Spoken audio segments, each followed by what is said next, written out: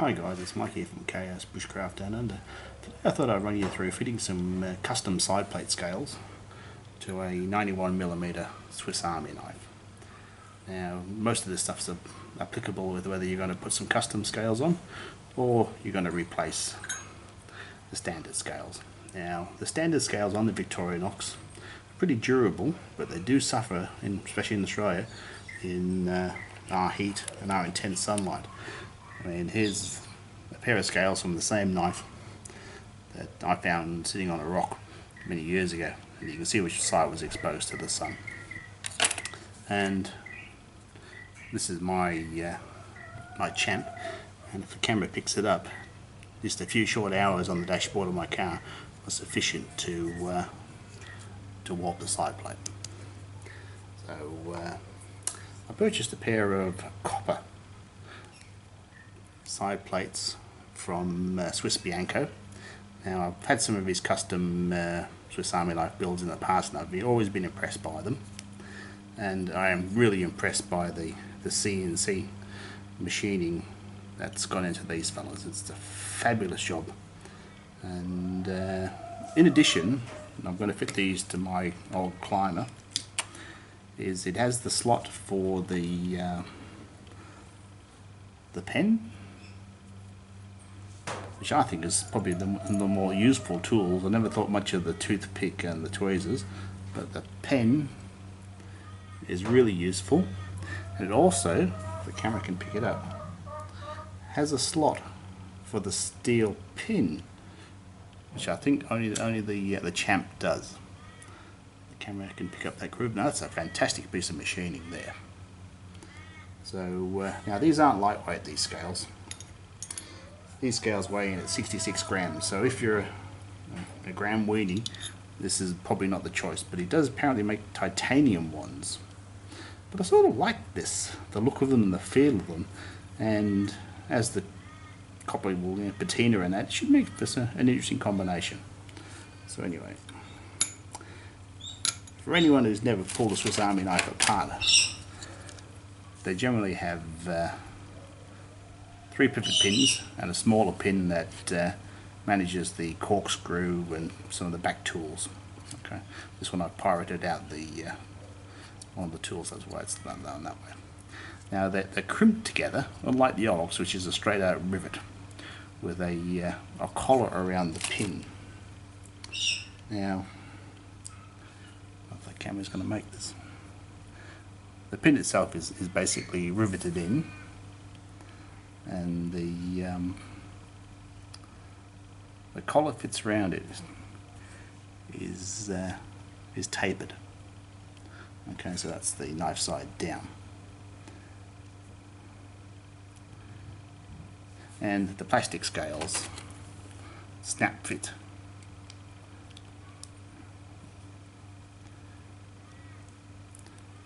to it like that. Okay, so once you start tackling these scales, it's a one-way trip.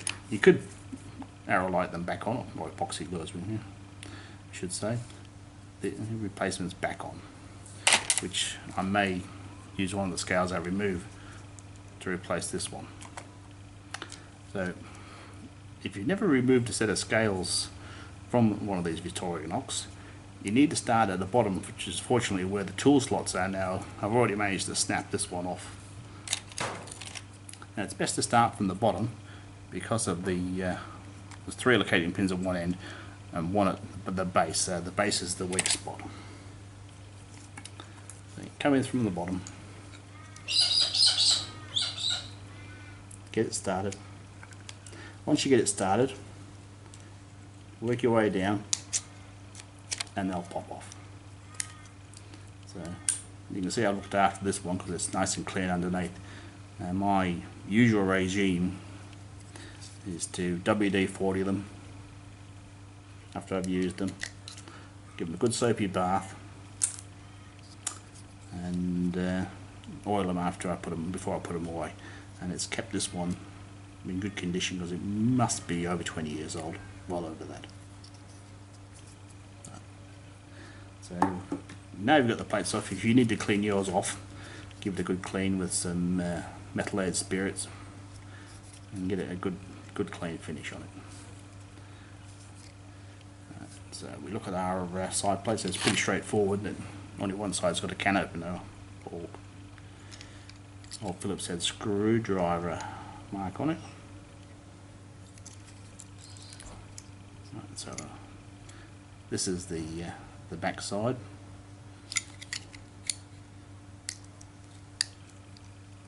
No, dead fit, no hassles there. So that's a winner.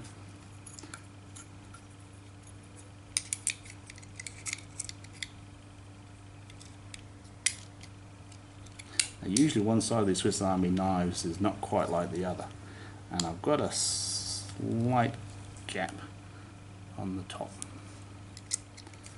I'll give this one a bit.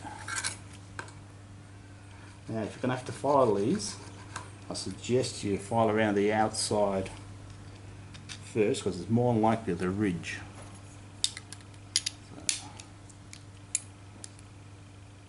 Right.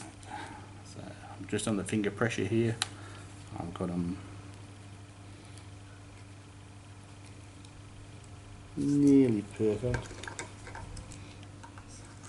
So a little often is better than getting too carried away. Because if you take too much off the top of these pins, you'll seriously weaken them, and that's the last thing you want. Hold it up to the light. Perfect. So that's a good fit. So I've got some epoxy glue which I haven't mixed together yet. Now you're not going to need to go mad with epoxy glue. It's really only going to need to be some small drops. You're not going to want to impede any of the tools. This side's probably the more simple of the ones.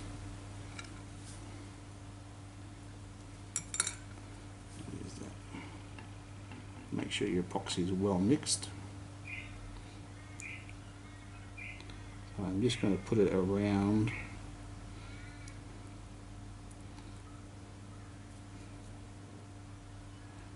the pins.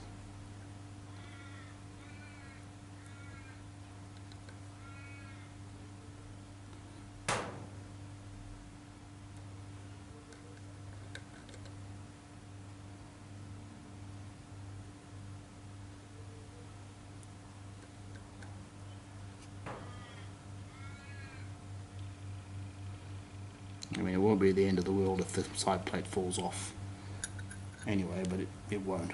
This stuff is incredibly strong.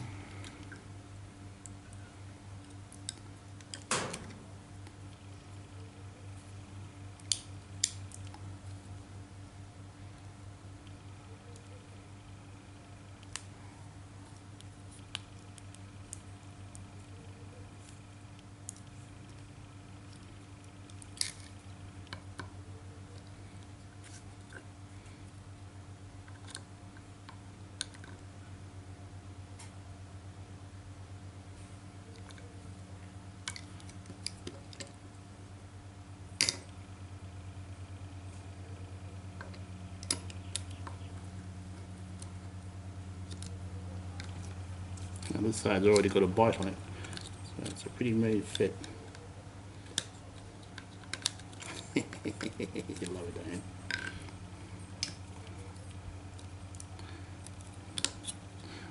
So that didn't want to come off with finger pressure, so that's a good fit.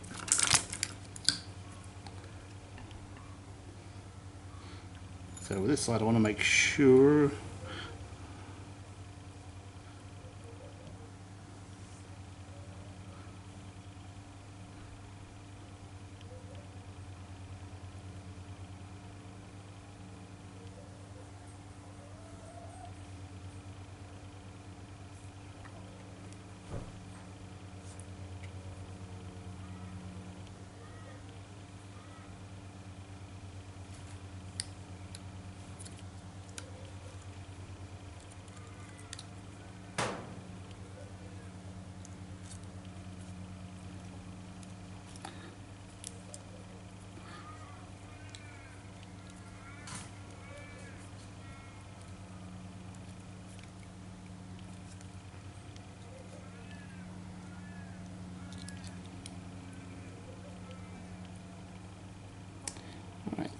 So there I am, I'm done. Now I could put this on with masking tape, but what I will do, I shall go along and clamp it.